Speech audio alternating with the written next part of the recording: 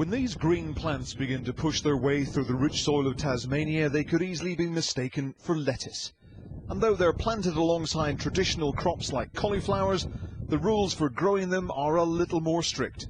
All growers have to be licensed yearly. They have to have a police check on their own character. So if we have a drug offence or anything else to our name, you will not get a licence to grow.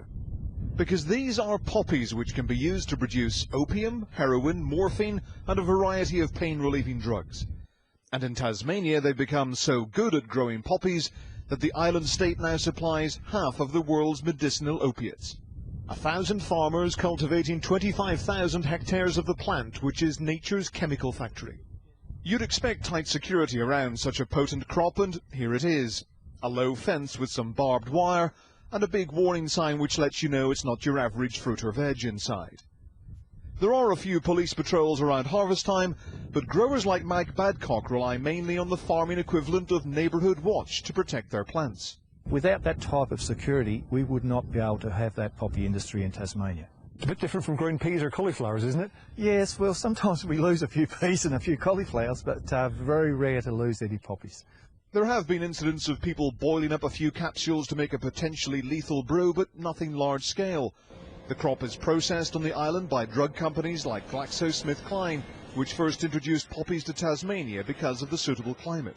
Poppies have been part of the environment here for over 40 years, so people are used to them. Tasmania is a very rural environment. Everybody knows each other, and there is a sort of a passive network of security that happens all along.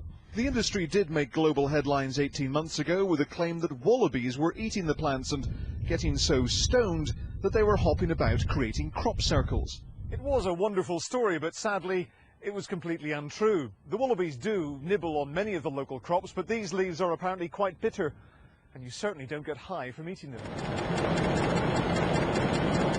But there is a byproduct which you might enjoy, even if you don't do drugs, legal or otherwise. The poppy seeds are separated, cleaned, put in sacks and sent off to bakeries to be sprinkled on your bread and bagels. And it makes a lot of dough too. It's worth around £50 million a year to local farmers. Ian Woods, Sky News, Tasmania.